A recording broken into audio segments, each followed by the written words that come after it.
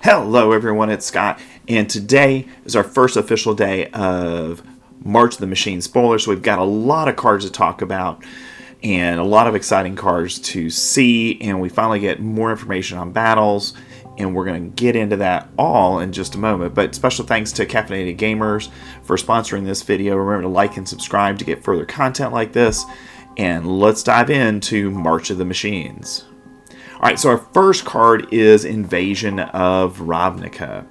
So this costs 5 mana. It is a colorless card. It's a battle with a type Siege.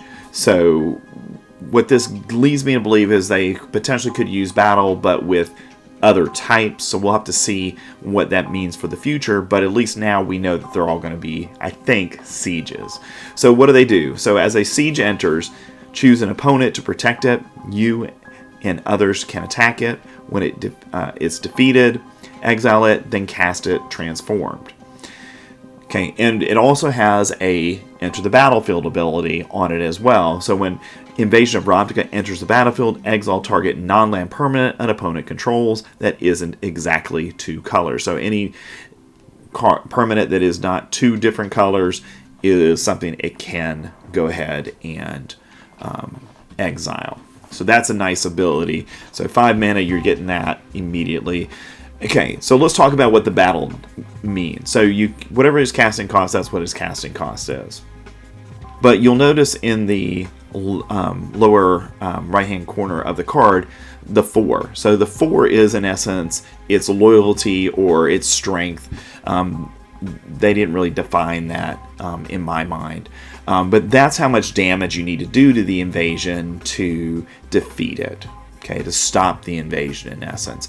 And when you do, it gets transformed. And when it does, it transforms into Gilpack Paragon, okay, which is an artifact creature that's a construct, that's a 5/5.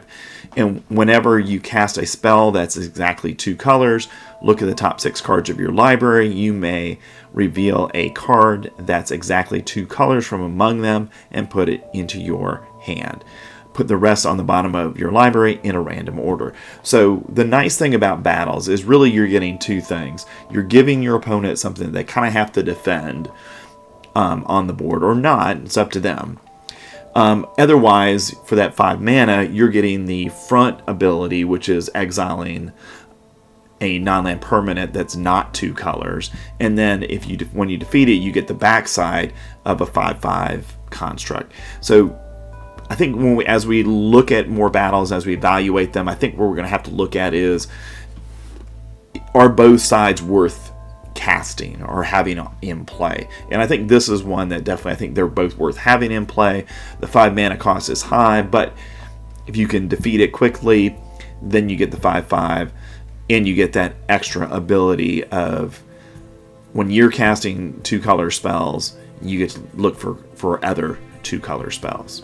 All right, so that's how battles work, and we'll go from there.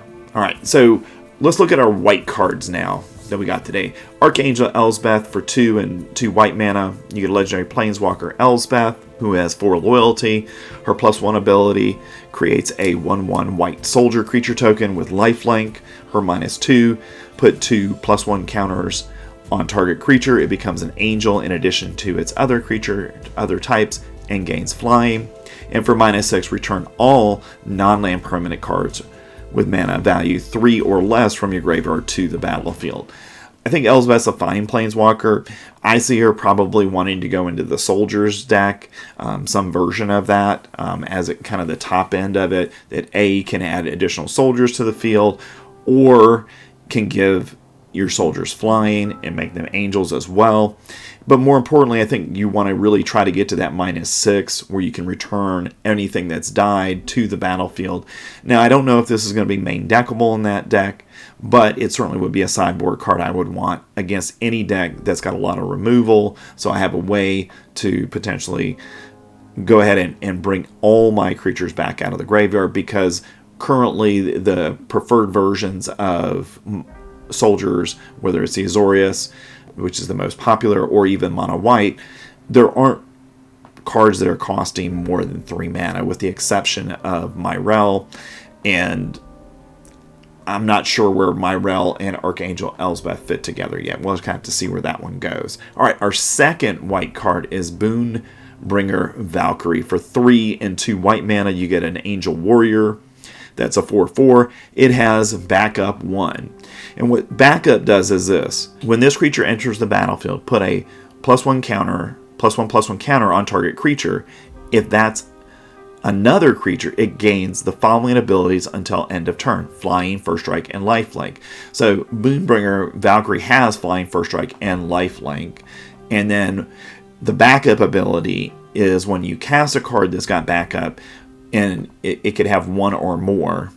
If it's 1, it gets 1/+1/+1 counter, and then for that turn, it gets that abilities, which I think is a really nice thing. And I think this ability, as we look at backup, I think this is going to be one of those. It's kind of like, you're giving a pump spell in essence to a creature for that turn and giving it some extra abilities.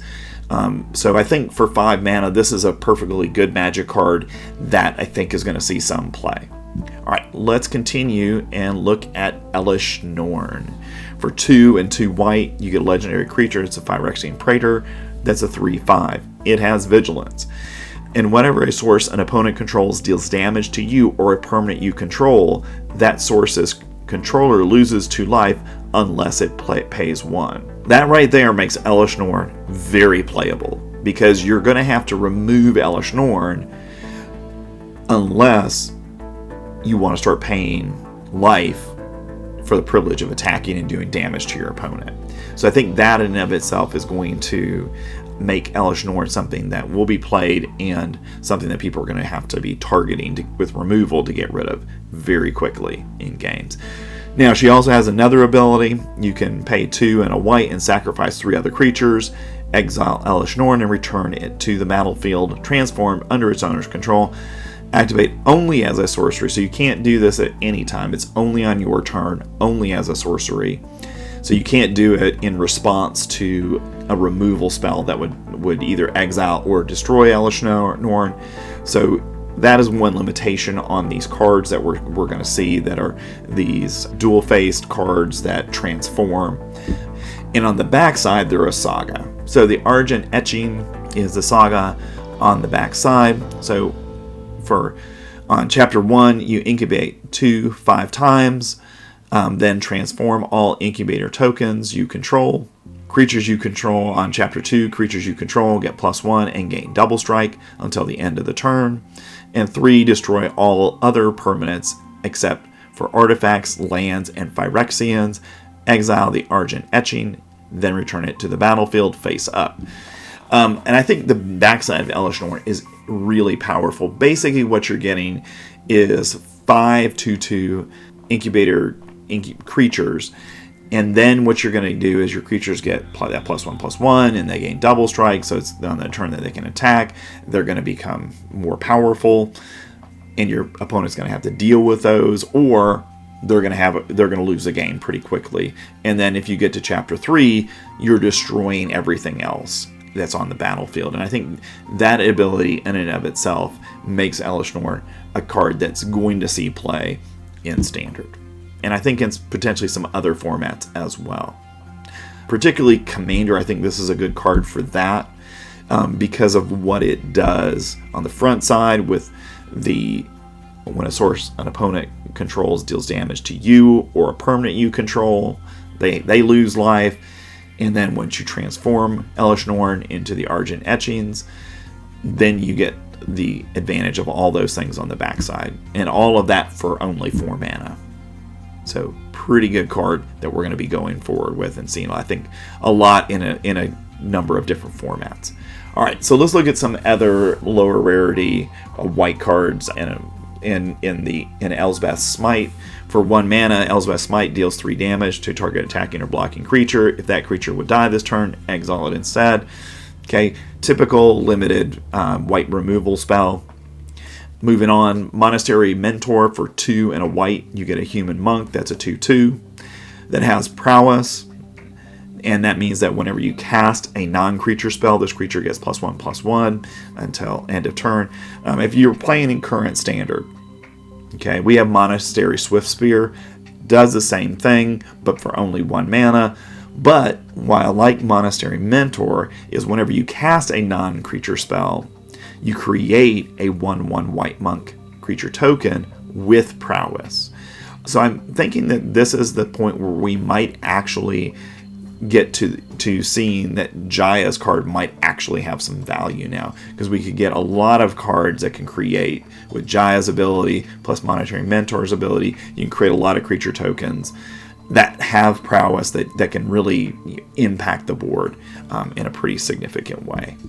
So I like it. You just have to figure out where it fits in standard. Next, we have Norns Inquisitor. For 1 and a white mana, you get a Phyrexian Knight. That's a 1/1. And when Norns Inquisitor enters the battlefield, incubate 2, which means it create an incubator token with 2 +1/+1 counters on it. And for 2, you can transform this artifact. It transforms into a 0/0 Phyrexian creature. So on the Ellisnorn, we saw this ability too of incubate. So what that means is you're getting a token that you have to pay 2 mana for to transform, and then depending on what the incubate is, you get that many +1/+1 counters for that. So on the Ellisnorn example that we saw earlier, you're creating 5 incubator tokens with those +2 with 2 +1/+1 tokens on them. So I think this card is an interesting one as well, because you're getting that extra value when it comes into play. And then I think the other thing that makes this playable is also when a permanent you control transforms into a Phyrexian, put a +1/+1 counter on it. So in essence, for 2 mana, you're getting a 1/1 that creates the incubator token, and then when you transform it, it gets an additional +1/+1 counter. So for 4 total mana, you're getting 4 power on the field, which I think is a pretty good value for you, given what we're seeing. And I think with some of the other cards I expect to see in this set, that could be even better with some of the cards. And one of those we'll talk about as we move through the previews. All right, next we have Seal from Existence. For 1 and 2 white mana, you get an enchantment with Ward 3, which is nice. When Seal from Existence enters the battlefield, exile target non-land permanent an opponent controls until Seal from Existence leaves play. So typical 3 mana white exile spell. Nothing more to say about it. The ward helps because then it costs a little bit more if you're going to target it with specific removal, like a disenchant or a destroy evil. It now costs 5. So I think we're going to see this played over some of the other options we have. All right, let's move on to blue. We have Negate. Okay, another version of this. We've got a Johnny on it. It counters target non-creature spell. Not much more to say about it. Playable all over standard.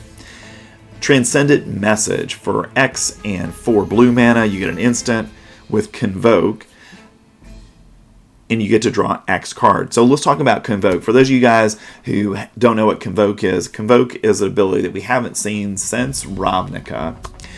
And when you Convoke, your creatures can help cast this spell. Each creature you tap while casting this spell pays for 1 or 1 mana of that creature's color. So if we play this in a blue deck, we can actually Convoke and pay the cost with our creatures that are already on the field to draw additional cards. So if you're casting this at the end of an opponent's turn because you've left out blockers, well, all your blockers you can now Convoke with and use as a help cast this spell. So I think this is a pretty good spell that I expect to see play, because Convoke is a pretty good ability to have on a card, especially one like this.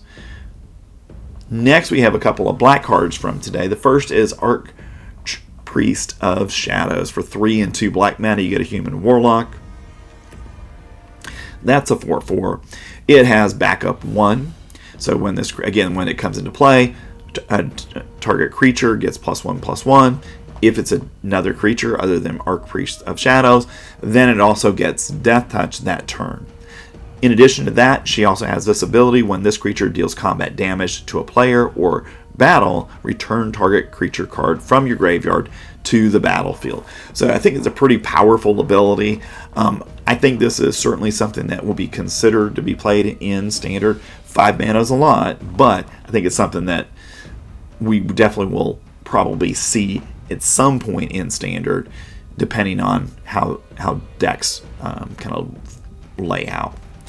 All right, next we've got Mirrodin Avenged. For 1 black mana, you get an instant that simply destroy target creature that was dealt damage this turn and draw a card.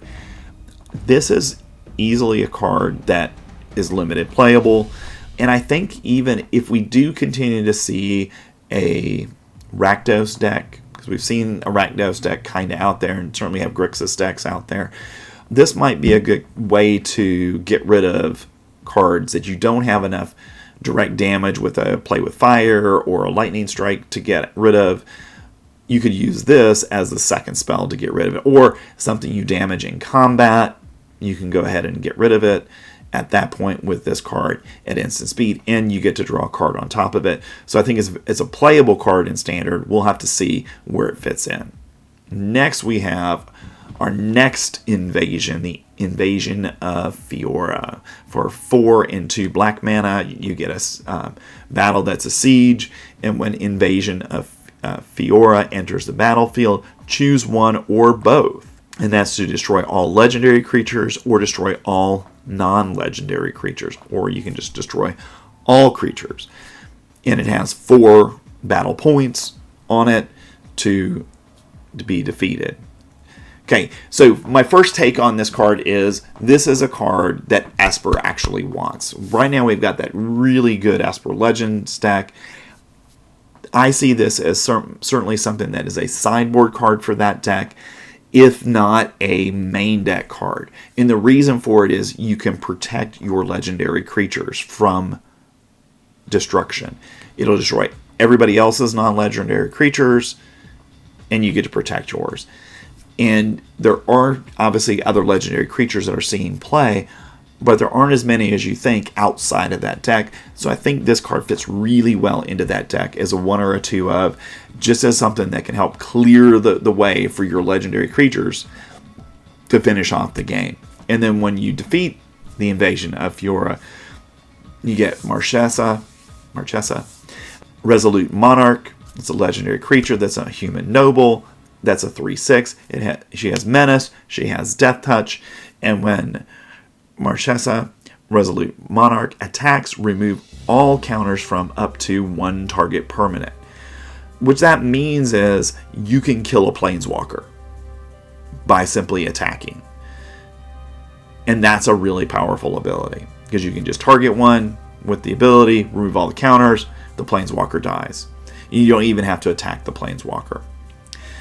At the beginning of your upkeep, if you haven't dealt combat damage since your last turn, you draw a card and you lose 1 life. So Marchesa does a lot of different things that I think are really good, and I think the combination of the front and the back here makes this card very playable in Standard. And like I said, I think this is going to fit into potentially the Grixis stack, or potentially, and I think this is the best home for it, into the Esper deck. All right, let's move on to our last black card of the day, Traumatic Revelation. For 1 and a black, you get a sorcery.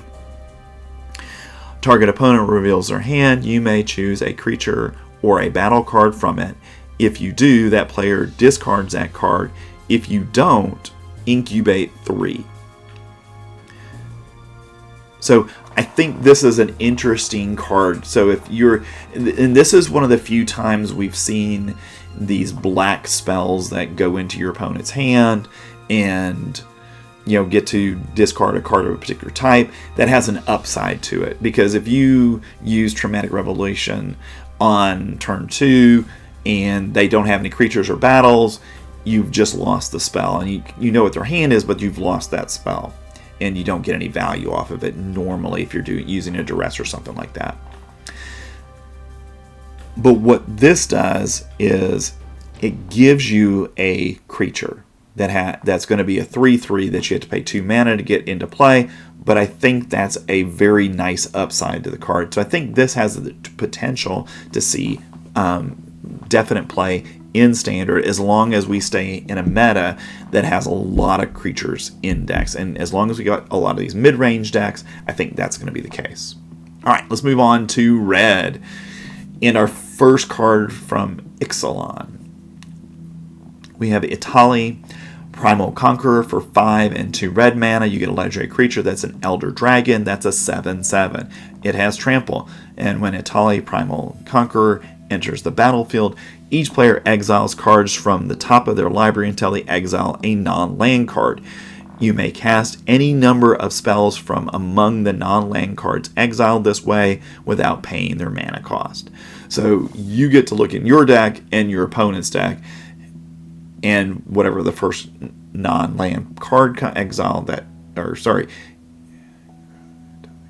whatever that non-land card is, then you get to go ahead and cast that, which is an incredibly powerful ability, because you could be casting something as big as Italy when you get that. And then for 9 and a green Phyrexian mana, you can transform Italy, and this can again activate it only as a sorcery when we have these transforming double face cards. And then you get Italy Primal Sickness. And again, it's a net legendary creature that's a Phyrexian now, Elder Dragon, that's an 11/11. It has Trample and Indestructible. So whenever Italy Primal Sickness deals combat damage to a player, they get that many poison counters. Yeah, that's really good. The problem with this card, in my mind, is its cost. It's 7 mana. What it is on its face is really good. It's really powerful, but I don't know if 7 mana is going to make it in Standard. We'll have to see. But we do have a number of good ramp cards in red, in green, that can help red. So we'll just kind of have to see if that helps it out enough to get you to the place where you can get Italy Primal Sickness transformed from Italy Primal Conqueror. All right, moving on here. Now let's talk about Scrappy Bruiser for 3 and a red. You get a Raccoon Warrior. That's a 3/4. And whenever Scrappy Bruiser attacks, up to one target attacking creature gets +2 and gains Trample until end of turn. Return that creature to its owner's hand at end of combat. So I'm not sure how if this is going to see a lot of play, but I like that boomerang effect potentially with it, especially if you've got cards that are haste in red, and right now the mono red deck is full of haste creatures. So basically you can bring something into play with haste. You would give it that ability, it tramples over some damage, and it returns to your hand. And the nice thing about that is it could potentially avoid board wipes or anything like that might wipe it out on your opponent's turn. The downside is that you're having to recast it turn after turn, and I think that's probably what makes this not something that we're going to see too much play of in Standard. Alright, Stoke the Flames for 2 and 2 red. You get an instant, and Stoke the Flame deals 4 damage to any target. But again, just as we've seen with a couple of other spells, we have this Convoke ability. And again, each creature you tap while casting the spell pays for 1 or 1 mana of that creature's color. So I think this might have a home in mono red. And the reason I'm saying that is this: 4 damage is nice, and particularly nice when you don't have to pay all the mana with mana coming from lands. Because there are times when the mono red deck gets in the situation where they can't attack through something, so they have to take a turn off. But this is a card that could actually help you push through that and then be able to go ahead and attack through. So I like this, and I like that potential for seeing it in mono red. Alright, let's move on to green. We have the Invasion of Icyria and the Invasion of Ixalan. Okay, we haven't seen the backside of either of these cards yet, so we don't exactly know what they are, but we have a little bit of a preview of them. Let's talk about Invasion of Icyria first. Invasion of Icyria enters, when Invasion of Icyria enters the battlefield, search your library and or graveyard for a non-human creature card with mana value X or less and put it onto the battlefield. If you search your library this way, shuffle. So the nice thing about this is you could just pay 2 mana for it. It has 6 battle toughness, And if you want to, you can also then spend that X mana and go search for something. So I think that is a nice ability, particularly later in the game. Hey, I want to bring something back.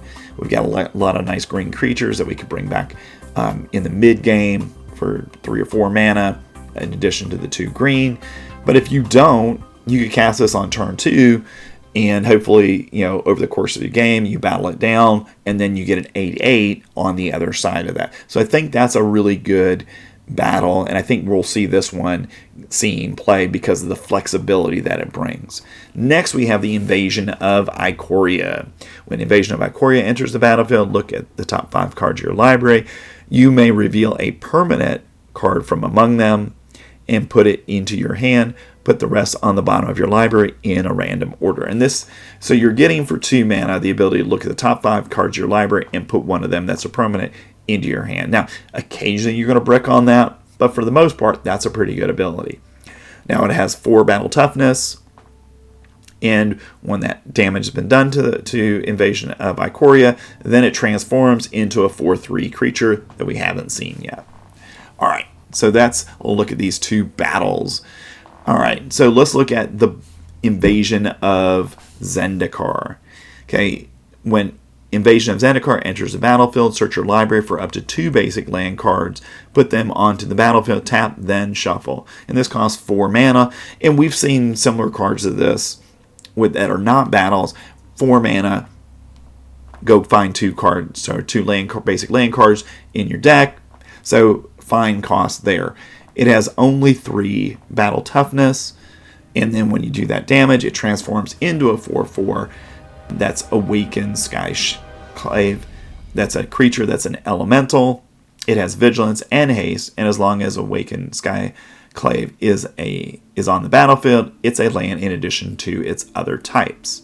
So that gives it some protection because we do have some removal spells that cannot target lands.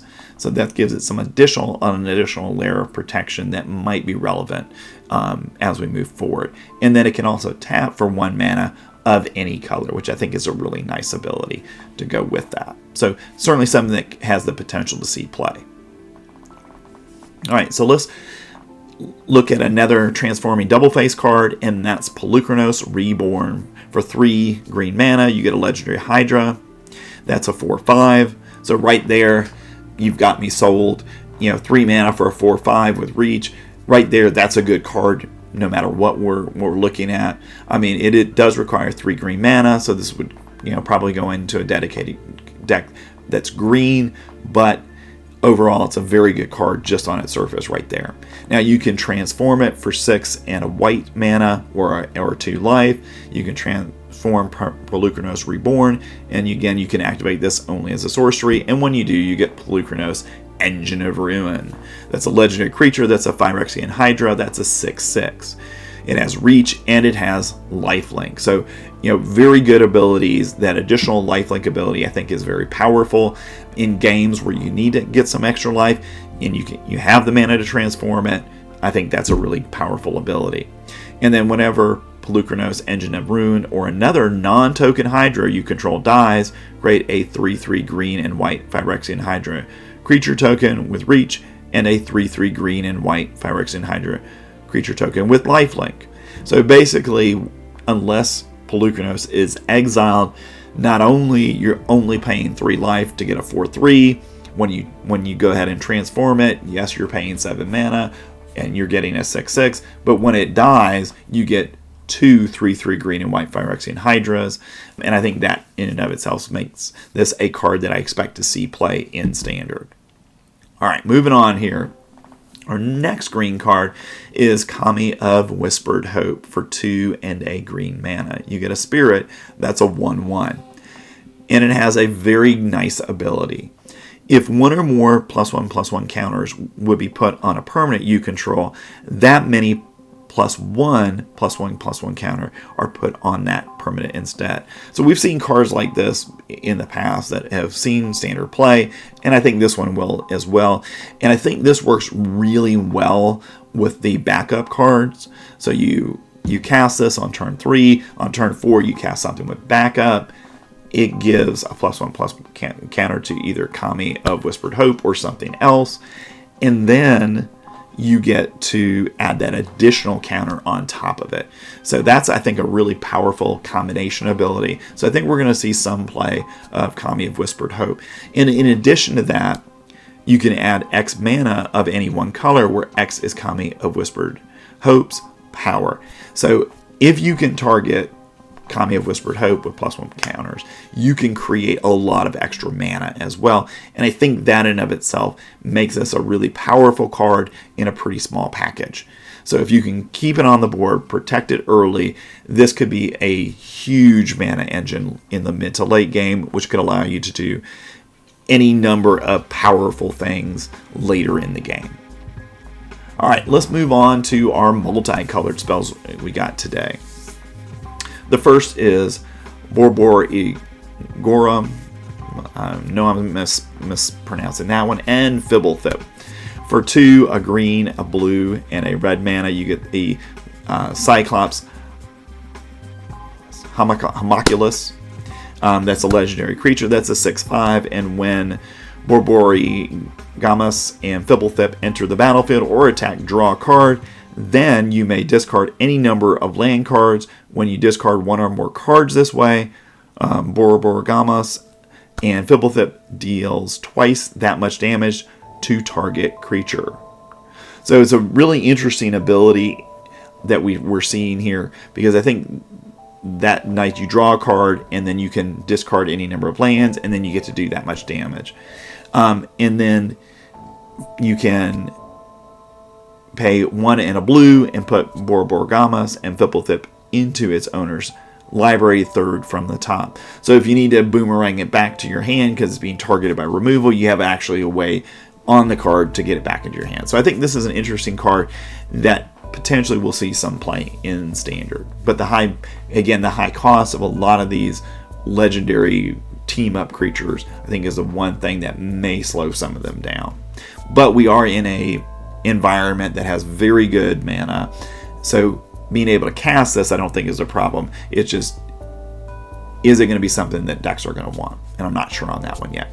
Next, we have Botanical Brawler. For a green and a white, you get an Elemental Warrior that has Trample, and Botanical Brawler enters the battlefield with 2 +1/+1 counters on it. So going back to the Kami of Whispering Hope, good card. Those two cards, I feel like they go together. And whenever one or more +1/+1 counter are put on another permanent you control, if it's the first time a +1/+1 counter has been put on that permanent this turn, put a +1/+1 counter on Botanical Brawler. So I think that these cards have a pretty good synchronicity to them, that you could cast this on turn 2, you cast that on turn 3, and then on turn 4 you're starting to put extra counters on things. And by doing that, you're building Botanical Brawler into a very large creature for only 2 mana. And you're also building all of your other cards that you're putting +1/+1 counters on it. Because what this means with the Kami of Whispered Hope is that you get 2 on that turn when it activates for the first time. Each targeted creature gets a +1/+1 counter. So I think that's a pretty cool ability. Next we have Glissa, Herald of Predation. For 3 and a black and a green, you get a Phyrexian Elf zombie. That's a 3/5. At the beginning of combat on your turn, you get to choose 1. You can incubate twice. For 2, transform all incubator tokens you control, or Phyrexians you control gain first strike and death touch until the end of the turn. So I think you certainly would cast this on your first main phase, and then you probably are going to create a couple of incubators in an incubation deck, which I'm assuming we're going to get enough cards. I think this is the top end of that deck, and it's just going to allow you to, turn you come into play, you create a couple of additional incubator tokens, and if you have a whole bunch of them already in play at that point, when she comes into play, then you can just simply transform them for no cost, and that is a huge ability. So I think Glissa is definitely playable in Standard, but I think it's probably going to be in a dedicated incubate deck where we're going to see it. Next, we have Halo Forager. For 1 and a black and a blue mana, you get a Fairy Rogue. That's a 3/1 with flying. And when Halo Forager enters the battlefield, you may pay X. When you do, you may cast target instant or sorcery card with mana value X from a graveyard without paying its mana cost. If that spell would be put in the graveyard, exile it instead. I like Halo Forager because it gives you that ability to recast something from your graveyard by basically paying for it. You can pay X mana, and you can cast a target that meets that mana requirement. So you cast Halo Forager in the mid game. You've got to go for the throat in your graveyard. You can go ahead and pay 2 extra, and then cast Go for the Throat on something. Or you've got a cut down in your graveyard. You can do that. Or your opponent has something in their graveyard that you might want to cast that would impact the board state. And I think that the fact that it's an instant or a sorcery is really powerful, in that if you've got enough mana, you can pretty much go ahead and cast anything on top of Halo Forager's mana cost. So I think it's an interesting card, and it'll be interesting to see where deck builders find a place for it. But I think it's got a place in Standard, at least as a sideboard card. Next, we have Invasion of New Phyrexia. For X and a white and a blue mana, you get a battle that's a siege, and when Invasion of New Phyrexia enters the battlefield, create X 2/2 white and blue knight creature tokens with vigilance. And it costs 6 to defeat this battle. I think this is a wonderful card for a control deck. Right now, we really don't have an Azorius control deck out there that's seen a lot of play. I mean, there are decks that people are trying to play that, but I think this is a great card for that because it gives you, in the mid to late game, a card that you can play. It gets you a lot of creature tokens and then can turn things. And if you can defeat Invasion of New Phyrexia, then you get Teferi, Arcanus of Zalfir, who's a legendary Planeswalker with 4 loyalty, and +1, draw 2 cards, then discard 2 cards unless you discard a creature card. So that's kind of saying we need this in a creature deck. But even in a control build, I think discarding the 2 cards probably isn't a big deal. For -2, you get an emblem with knights you control get +1 and have ward 1. So I think probably after you defeat this, the first time, you're probably going to -2 it to give all of your knights +1 and that ward. And then for -3, tap X creatures you control. When you do, shuffle target non-land permanent an opponent controls with mana value X or less into its owner's library. So basically what you're doing is you got a card that's on the field, you can't deal with it with the things that you have, but you've got creatures. You -3, you tap enough creatures to meet its mana requirement, and then you can put it back into your opponent's deck. So the card that comes to mind here, the card that is probably the hardest to get rid of a lot of times, is Sheoldred. This is a great card for removing Sheoldred. You tap 4 creatures, Sheoldred goes back into your opponent's library, and they have to shuffle as well. All right, moving on to our last couple of multicolored creatures. We've got Quintarius, Lore Master. For 3, a red and a white. You get a elephant cleric. That's a 3/5 with vigilance.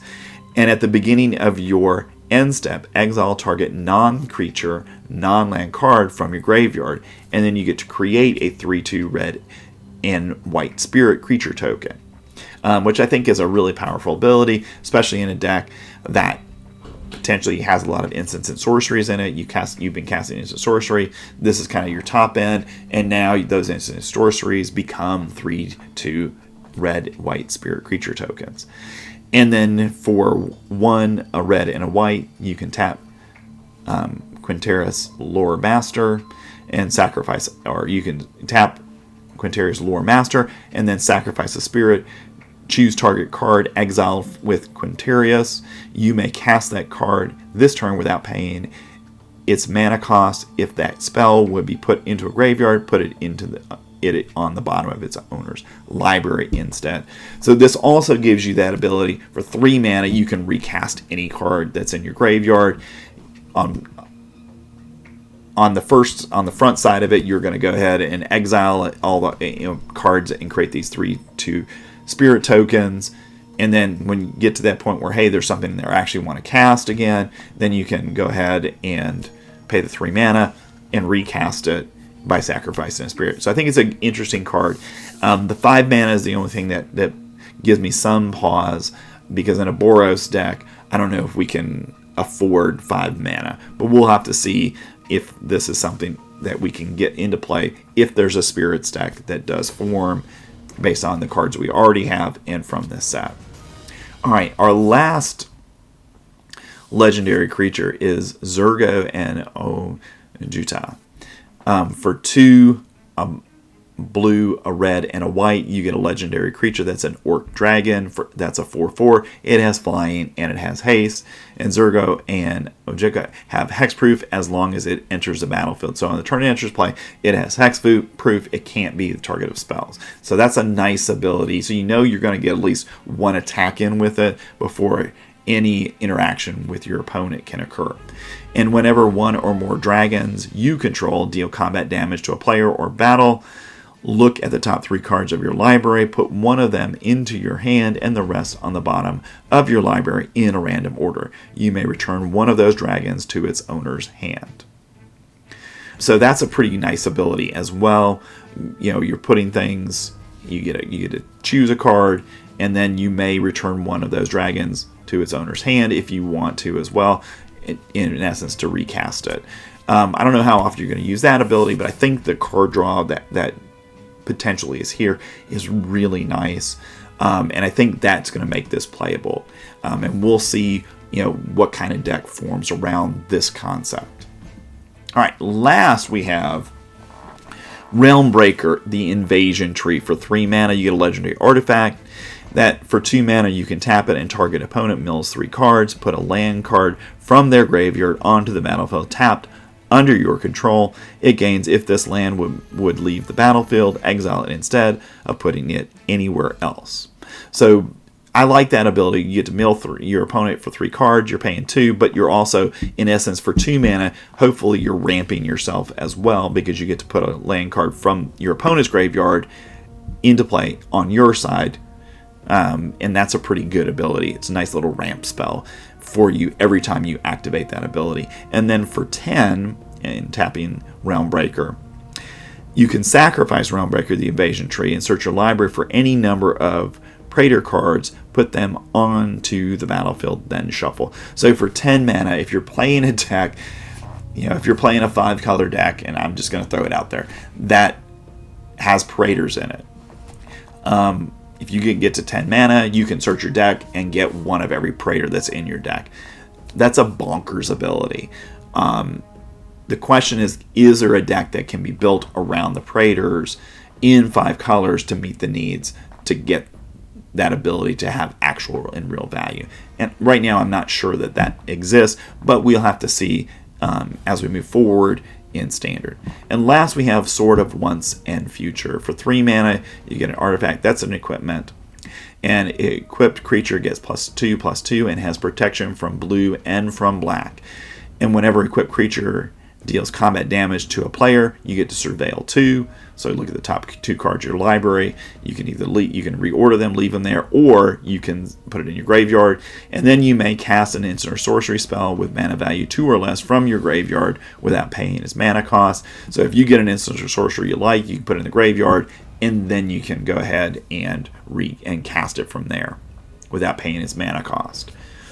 If that spell would be put into your graveyard, then exile it instead, and the equip cost is 2. So I think this is a nice card, particularly because one of the most powerful decks we're dealing with right now in Standard is the Grixis mid-range deck, and then we also have the Esper deck, and this gives you protection from the majority of the cards in those 2 decks. And I think that in and of itself makes this playable in Standard, at least as a sideboard card. And I can certainly see this in Soldiers or in mono red even, as a way to attack through those Esper decks and also those Grixis decks that are out there. And we also know that we've got the Atraxa decks that I talked about in this week's article that are out there as well. All right, that's day one of March of the Machine previews. Lots of cards, lots of things that are interesting for Standard. And I think as we see more of the set, it'll become a little bit clearer as to where we're going. Again, thanks to Caffeinated Gamers for sponsoring this video. Remember to like and subscribe. And I'll be back tomorrow with another spoiler video on tomorrow's March of the Machine previews. And I'll see you then. Thanks for watching.